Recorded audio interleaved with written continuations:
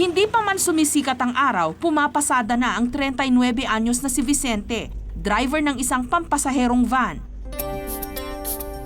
Mula terminal sa Deparo, Caloocan, kinakailangan niyang ihatid ang bawat pasahero pa Quezon City ng ligtas at sa tamang oras.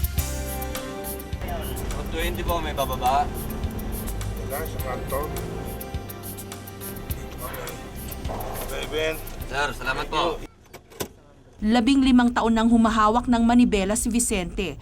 Kung saan-saan ng araw siya napadpad, ngunit ang destinasyong matagal niya nang ininanais na marating, magpahanggang ngayon, wala pa rin siyang direksyon. Pangarap niya kasing matunto ng kinaroroonan ng kanyang ama na halos 4 na dekada na niyang hinahanap-hanap. Nung kabataan ko, sumasagi sa isipan ko na sana balang araw makita ko siya ganun. Siyempre yung damdamin. Kasi hindi ko naramdaman yung pagmamahal ng isang magulang. Ipinagbubuntis pa lang daw si Vicente nung nagkahiwalay ang kanyang mga magulang. Nung mabuntis yung mami ko, ayaw niya sa kanya dahil nang bababae. So iniwan siya. Iniwan ng mami ko yung tatay ko. Kaya ang sabi ng mami ko, kaya niya naman akong buhayin.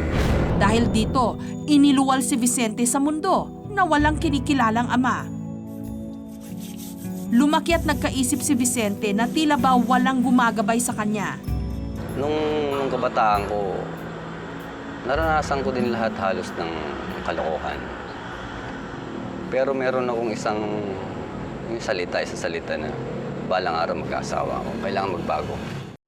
Sa kabila ng lahat, hindi niya hinayaang maligaw siya ng landas. Mahirap. Ano na lang, bahala na ganun. Nung araw, bahala na. Basta, kasi ako, sanay ako sa hirap eh. Doon ako lumaki. Pero, nakaraos din. Hanggang sa ngayon, ganun. Kasi ganun ang buhay. Parang gulong, di ba? May ikot. Ang pinagdaanan ni Vicente, ayaw na ayaw niyang maranasan ng kanyang 2 anak. Kaya naman sa mga panahong wala siyang pasada, kasakasama niya ang kanyang mga anak. Nais kasi niyang maramdaman ng mga ito ang pagmamahal ng ama na kailanman hindi niya nadama. Pinaparamdam ko sa kanila na kahit hindi ko naranasan na magkaroon ng isang ama, kailangan ibigay mo yung suporta sa kanila. Magkagayunman, hindi raw siya nagkimkim ng galit sa ama, pero hindi mo rin naman daw siya masisisi kung marami siyang mga katanungan na naghahanap ng kasagutan. Ayon kay Vicente, Virgilio Alonso King ang buong pangalan ng kanyang ama. Sa tansya niya, mahigit 60 anyos na raw ito ngayon at dati raw itong nakatira sa Binondo. Agad na kaming umaksyon.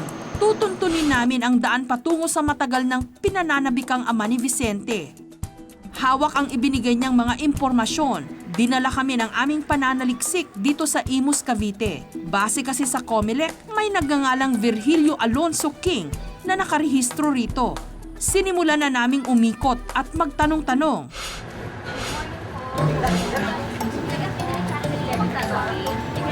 May nalagpas kami tao na nagngalang Virgilio kung saan na pamilya po. Mga nasa 16 na po ang edad. Sa una pa lang naming pagtatangka, tila dead end na kami. Pero hindi kami nawala ng pag-asa. Agad na lang dumiretso ang aming grupo sa barangay hall ng Anabu. Nagbabaka sakaling kilala nila ang hinahanap naming ama ni Vicente. Sa po yung barangay captain po, pwede po magtanong. Ito po. Good morning po. Umaga po. Taga-PTV Channel 11 po kami, sir. Sa programa po ni Jessica Soy, sana'y muling makapili. May nahanap po kami na taga-barangay Anabo raw po ito. Ayon po sa COMELEC, Virgilio Alonso King. Pamilya po pa sa inyo, mga 60 na po ang edad po nito o 60 plus na po. Opo, taga dito nga po yan. Taga rito po? Saan po banda yung bahay, sir? Sa pagkakataong ito, agad na kaming nagpasama sa bahay ng itinuturo nilang posibleng ama ni Vicente. Samahan para makausap po namin. Lapit lang po ba?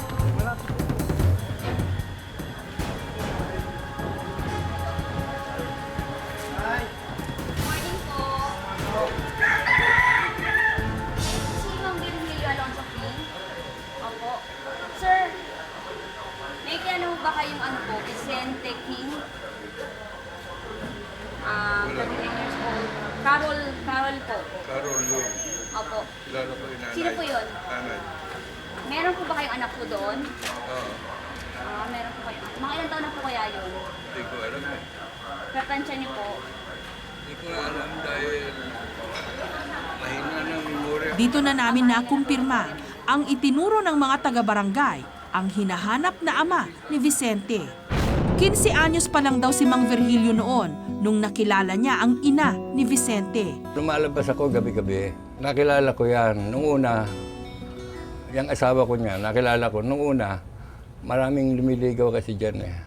Naging malapit daw ang loob nila sa isa't isa hanggang ang kapusukan ng kanilang kabataan nagbunga ng isang supling.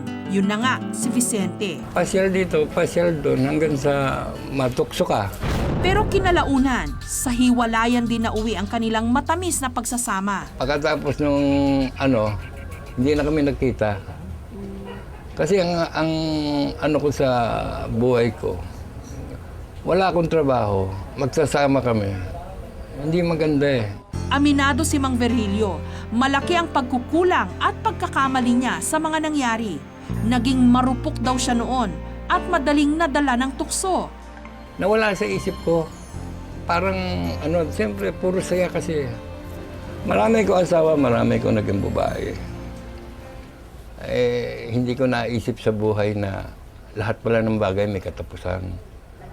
Ngayon ko lang nabasa sa Bible, lahat ng bagay may katapusan. Ngayon, sinisikap na ni Mang Virgilio na ituwid ang kanyang sarili sa tamang daan. Nais na raw niyang itama ang mga naging pawardi-wardi niyang desisyon sa buhay. Pag minsan nalulungkot ako, minsan sa bahay, nalulungkot ako, kanya ako mag-isa. Siyempre naiisip ko rin yung mga ganyan. Yung mga Pasko. Kasalanan ko yun. Kaya lang, nandiyan dyan na yan eh. Ngayon lang ako nagbabasa ng Biblia eh. Ngayon ko lang nakita ang mali pala ng tao eh. Kaya naman nung nalaman ni Mang Virgilio na hinahanap siya ng anak na si Vicente, halos hindi na siya magkandamayaw. Napakasarap siguro. Yung tumataas ang balahibo ko. Yung maakap mo lang ang anak mo, na hindi kayo, iba feeling mo. Kasi believe akong din sa anak ko, for 40 years, naisip pa niya ako. Hello po! Kamusta ho kayo? Alam niyo ho, bago po kami nagtampok ng mga reunion stories sa KMJS, nauna na po dyan yung aming programang Sana'y Muling Makapiling at Reunions sa ganyang mga kwento. At ngayon, ang good news po, mapapanood nyo na ang full episodes ng mga ito. Mag-subscribe lamang po sa GMA Public Affairs YouTube channel at ganun din po sa GMA Public Affairs Facebook account. Kita-kita po tayo at mabuhay po ang mga pamilyang Pilipino.